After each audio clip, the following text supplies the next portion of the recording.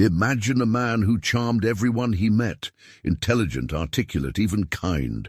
Now imagine that same man smiling as he murdered over 30 women. Who was Ted Bundy, a monster or a mirror? Today we dive into the darkest corridors of the human psyche with Carl Jung's theory of the shadow, the hidden self we deny, suppress, and project onto the world. By the end of this video, you'll question whether evil is born or created. So if you're ready to confront the truth lurking in your own mind, hit like, subscribe, and share this video. What we're about to reveal will change how you see Bundy and yourself forever. In the quiet neighborhoods of 1970s America, a shadow moved. Women disappeared, bodies were found. And in the center of this darkness stood Theodore Robert Bundy, law student, political campaigner, boyfriend, and one of history's most notorious serial killers. But to understand Bundy, we must first understand Jung.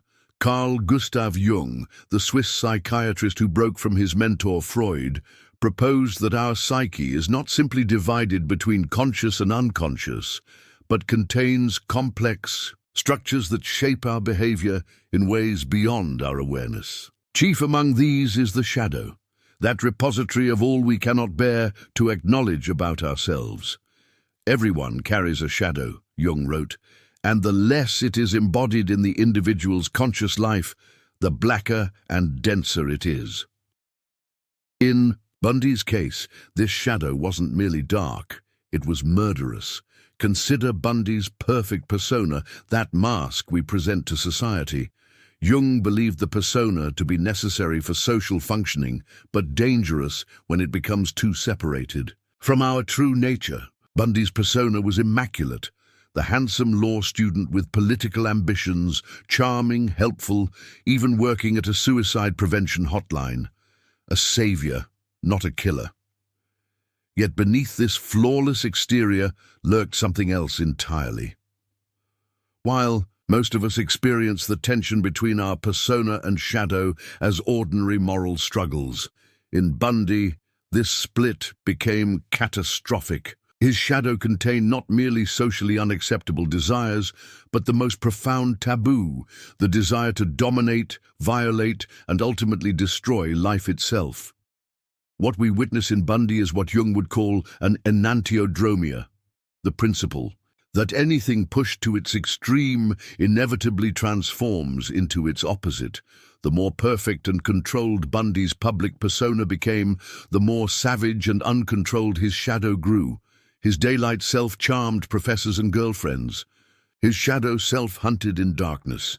But Jung would caution us here, the shadow is not simply evil. It is, rather, the undeveloped, unacknowledged aspects of ourselves. In healthy individuals, confronting and integrating these aspects leads to wholeness. In Bundy, this integration failed catastrophically. Particularly telling was Bundy's selection of victims. Young women with long, dark hair parted down the middle. Many resembled his first serious girlfriend, who had rejected him. Jung would recognize this immediately as projection, the unconscious transfer of aspects of the self onto others. Bundy projected his own feelings of rejection and inadequacy onto these women, turning them into symbols rather than humans, receptacles for his own unprocessed rage. What makes this case so disturbing is not merely the brutality of Bundy's crimes, but the stark contrast between his outer and inner selves. As Jung wrote, the brighter the light, the darker the shadow. Bundy's extraordinary charm and intelligence served not to elevate humanity, but to conceal and facilitate its degradation. This brings us to a crucial Jungian concept, the collective unconscious. Beyond our personal unconscious lies this deeper layer containing archetypes, universal patterns and images. Bundy embodied what Jung would call the shadow archetype at its most extreme, or perhaps even the trickster, the deceiver who crosses boundaries with a moral abandon. But the collective unconscious works both ways. Our fascination with Bundy, the Books, films, documentaries speaks to our collective shadow, our own hidden attraction to the transgressive and the forbidden. We are repulsed by him, yet we cannot look away. In Jungian terms, Bundy activates our own shadow material, forcing us to confront questions about human nature we would rather avoid. As we continue exploring Bundy's psyche through Jung's framework, we must ask, what happens when the shadow completely overwhelms the ego? What does it mean when the darkest aspects of the psyche take control? And perhaps most disturbingly, what might lie dormant in our own shadows? To truly understand the Jungian dimensions of Bundy's pathology, we must examine his biography through the lens of individuation, Jung's term for the psychological process of integrating the unconscious into consciousness. This journey toward wholeness typically involves confronting one's shadow aspects. In Bundy's case, this natural process was catastrophically derailed.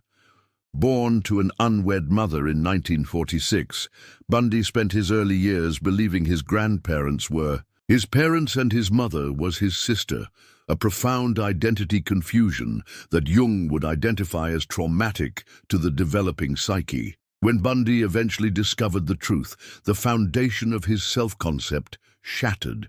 Jung would see this as damaging to what he called the self, the archetype of wholeness and the regulating center of the psyche. This early fracture in Bundy's identity formation created what Jung might describe as a complex, a cluster of emotionally charged associations that can split off from conscious control. For Bundy, this complex appeared to center around abandonment, rejection, and deceit. The complex became autonomous, eventually consuming his entire psychological structure. What's particularly Jungian about Bundy's case is how his pathology manifested, not merely as antisocial behavior, but as its polar opposite, extraordinary social charm. Jung's principle of compensation suggests that when consciousness adopts an extreme position, the unconscious will compensate by developing the contrary position with equal energy. Bundy's conscious mind constructed an impeccable social persona, while his unconscious developed a predatory shadow of equal intensity. Consider Bundy's method. He didn't merely kill, he seduced, deceived, and betrayed. He often approached victims in public spaces, sometimes feigning injury with a cast or crutches, invoking their compassion before attacking. Jung would recognize this pattern as an inversion of the wounded healer archetype. Instead of transforming his own wounds into healing power, Bundy weaponized vulnerability to create more wounds. In Jungian psychology, integration of the anima, the feminine aspect of the male psyche, is crucial for psychological wholeness. Bundy's relationship with his anima appears severely distorted. Rather than integrating the feminine aspects of his psychology, he externalized and destroyed them in ritual killings. His necrophilia, returning to victims' bodies days after their deaths, suggests a perverse attempt to possess and control the feminine rather than relate to it. Jung wrote extensively about the dangers of psychological inflation when the ego identifies with an archetype, particularly the self, creating a godlike grandiosity. Bundy displayed this inflation in his courtroom behavior, representing himself and performing for the cameras. "There are a lot of people who are not dead who should be," he once remarked, revealing his identification with a divine judge archetype, deciding who deserves life or death. The collective unconscious manifested disturbingly in Bundy's crimes. His violence often included ritualistic elements, suggesting what Jung would call possession by an archetype, when unconscious contents overwhelm consciousness. Bundy wasn't merely killing, he was enacting a primordial pattern of sacrifice, dominance and destruction that resonates with dark mythological themes across cultures. What makes Bundy's case particularly disturbing from a Jungian perspective is his awareness of his duality. "I'm the most cold-hearted son of a bitch you'll ever meet," he told his girlfriend, even while maintaining his charming facade. This suggests not complete dissociation, but a terrifying conscious choice to embrace the shadow rather than integrate it, what Jung might call a Faustian bargain with one's own darkness. Bundy's victims, predominantly young female college students, represent what Jung would interpret as an attack on potential and becoming, the destruction of the feminine principle of creation and nurturing. By targeting women at universities, Bundy symbolically attacked emerging consciousness and growth. This pattern reveals a psyche at war not just with others, but with life's fundamental creative principle. The locations Bundy chose for his crimes further reveal archetypal symbolism. Wilderness areas, remote roads, the threshold spaces between civilization and nature. Jung would recognize these as liminal spaces where consciousness meets the unconscious, where the structured world of the ego encounters the chaotic forces of the shadow. Bundy operated precisely at this psychological borderland. As his killing spree continued, Bundy's crimes grew more frenzied and less controlled. A psychological deterioration Jung would attribute to what he called psychic inflation followed. By collapse, when the ego identifies with archetypal power, it eventually shatters under the weight of energies it cannot contain. Bundy's final murderous rampage in Florida, where he killed multiple victims in a single night, demonstrates this psychological disintegration. Bundy's ability to escape custody twice speaks to another disturbing aspect of his psychology. What Jung might call the trickster archetype run amok. The trickster crosses boundaries, breaks rules, and subverts order. While this energy can be creative when integrated, in Bundy it manifested as a destructive force that violated the most fundamental social and moral boundaries. Perhaps the most chilling aspect of Bundy's psychology, viewed through Jung's framework, is his relationship with death itself. Jung understood death not merely as biological cessation, but as a powerful archetype, a transformative force in the psyche. For most individuals, the death archetype operates symbolically, representing necessary endings and new beginnings. In Bundy, this archetype became literalized in the most horrific way. Bundy's necrophilia, his admitted return to victims' bodies for days after their deaths, reveals a profound distortion of what Jung called the transcendent function. This function normally bridges conscious and unconscious, helping integrate opposites within the psyche. In Bundy, this mechanism twisted into a perverse attempt to unite with death, to possess it, control it, and ultimately become its agent. I didn't know what made people want to be friends. I didn't know what made people attractive to one another, Bundy once confessed.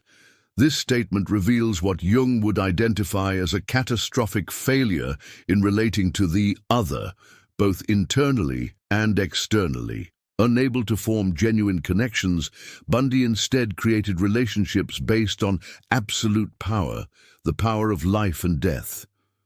Jung wrote extensively about synchronicity, meaningful coincidences that reveal connections between psyche and matter. The synchronistic elements in Bundy's case are disturbing.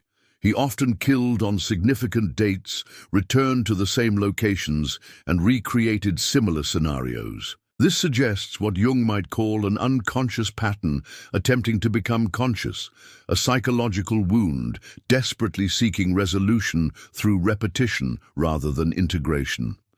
The mirrors in Bundy's psychology are particularly significant. From a Jungian perspective, he frequently used his own appearance as a weapon, leveraging his conventional attractiveness to gain trust. Yet he could not bear his own reflection during killings, often covering mirrors or turning photographs down. Jung would interpret this as the ego's inability to witness its own shadow in action, a splitting so profound that self-reflection became unbearable. When asked why he committed his crimes, Bundy often deflected with references to pornography or alcohol, external influences that supposedly corrupted him. Jung would recognize this as projection, the attribution of internal contents to external causes. Unable to acknowledge his shadow as his own, Bundy projected responsibility onto outside forces, a defensive maneuver that further prevented integration of his divided self. Particularly disturbing was Bundy's ability to compartmentalize, to move between his murderous shadow and his charming persona with apparent ease. Jung called this phenomenon psychic dissociation, when aspects of the personality become split off from one another. While some degree of dissociation is normal, in Bundy it reached pathological extremes, creating what Jung might describe as splinter psyches operating with relative autonomy. The symbol of the mask recurs throughout Bundy's story, both metaphorically in his charming persona and literally in disguises he sometimes wore. Jung understood masks as expressions of the persona archetype, the social face we present to the world. But in healthy individuals, the mask is semi-transparent, allowing authentic elements of the self to emerge. Bundy's mask was impenetrable, concealing rather than transforming his shadow. "We serial killers are your sons, we are your husbands, we are everywhere," Bundy claimed before his execution. From a Jungian perspective, this statement carries a disturbing truth, not that killers are everywhere, but that the shadow exists in everyone. What made Bundy exceptional was not the presence of darkness, but its complete dominance over his psyche and actions.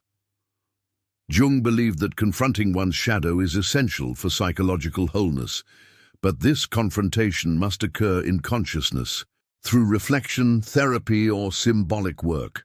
Bundy appeared to undergo a different process, not integration of the shadow, but possession by it. His conscious self became increasingly identified with his shadow aspects, leading to what Jung would call inflation and eventually psychological collapse.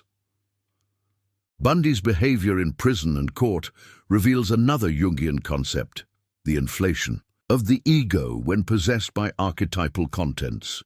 Representing himself at trial, grandstanding before the media, Bundy displayed what Jung would call identification with the self-archetype, the organizing center of the psyche, mistakenly claimed by the ego. This inflation inevitably led to his downfall, as he overestimated his abilities and underestimated the system arrayed against him. While most people experience their shadow through projections, dreams, or slips in behavior, Bundy embodied his shadow so completely that it became his primary mode of being. Jung wrote that the shadow is a moral problem that challenges the whole ego personality. In Bundy, this challenge was not met. Instead, his ego personality surrendered to the shadow, creating what Jung might describe as an inverted individuation, where darkness consumes light rather than the two achieving balance. The collective response to Bundy also carries Jungian significance. The public fascination with him, the courtroom admirers, the marriage proposals he received in prison, suggests a collective shadow projection. Society projected its own repressed darkness onto Bundy, simultaneously rejecting and fetishizing him, making him both monster and celebrity. This paradoxical response reveals our collective ambivalence about the shadow we all carry. As we conclude our Jungian analysis of Ted Bundy, we must confront perhaps the most disturbing question. What would Jung see in our continued fascination with Bundy decades after his execution? The answer may lie in what Jung called the cultural shadow, the collective disowned aspects of society projected onto individuals or groups. Bundy emerged during a particular moment in American history, the 1970s, when traditional values were being challenged, women were gaining independence, and social structures were in flux. Jung might interpret Bundy as a dark manifestation of the cultural shadow during this period of transformation, the unconscious backlash against changing gender roles, expressed through violence against young, independent women. We are not what "We appear to be," Jung wrote, and this applies not only to individuals, but to societies. America's self-image as a safe, orderly society was shattered by killers like Bundy, forcing a confrontation with shadow elements the collective consciousness had denied. His ability to move undetected through respectable social circles revealed the shadow not just in him, but in the society that failed to recognize him. Jung believed that unacknowledged collective shadows eventually erupt into consciousness through individuals who act out the repressed content. Bundy may represent such an eruption, embodying cultural fears about hidden predators, the danger lurking behind attractive facades, and the vulnerability of social trust. His crimes forced society to acknowledge what it preferred to ignore. What makes Bundy's case uniquely disturbing is his intelligence and awareness. Most people possessed by shadow contents act with less calculation, less consciousness. Bundy's articulate reflections on his own case suggest what Jung might call a conscious shadow, darkness not merely erupting but strategically deployed. This represents a particularly dangerous configuration of the psyche, where intelligence serves destruction rather than integration. Jung emphasized that the shadow, when acknowledged and integrated, becomes a source of creativity and vitality. The failure of this integration in Bundy resulted not in creative transformation, but in destruction. His case represents what Jung might call the negative transcendent function, where the tension between opposites resolves not in a higher synthesis, but in collapse into the lowest common denominator. Perhaps most chilling from a Jungian perspective is Bundy's lack of what Jung called the religious function, the psyche's natural capacity for meaning, value, and transcendence. Without this function, Bundy's enormous psychological energy had no constructive outlet, no symbolic expression. Cut off from transcendent meaning, his psychic energy turned destructive, seeking power where it could not find purpose. In his final interview before execution, Bundy attempted to deflect responsibility by blaming pornography, a classic projection that Jung would immediately recognize. Unable to own his shadow, even at the end, Bundy remained psychologically fragmented. Jung would see this as the ultimate tragedy, a life ending without the conscious integration that might have transformed darkness into wholeness. What would Jung prescribe for a psyche like Bundy's? Not merely therapy, but a complete reconstitution of the personality through what he called active imagination, the conscious dialogue with unconscious contents. Whether this could have helped someone as disturbed as Bundy remains an open question, but Jung would insist on the possibility of transformation even from the deepest darkness.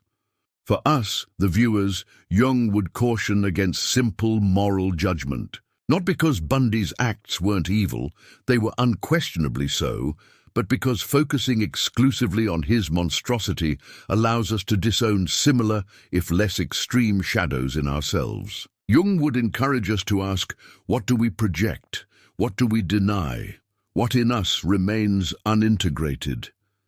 The contemporary relevance of Bundy through a Jungian lens lies not in the details of his crimes, but in what his case reveals about the human capacity for duality. In an age of carefully curated online personas, when appearances are increasingly divorced from reality, Bundy's case warns us about the dangers of the unintegrated shadow, how what we deny does not disappear, but grows stronger in darkness. Jung would see our cultural obsession with true crime as potentially serving a psychological function, allowing us to confront shadow material from a safe distance. But he would warn against mere voyeurism, encouraging instead a deeper reflection. What do these shadows reveal about our collective psyche? What denied aspects of ourselves are we projecting onto figures like Bundy?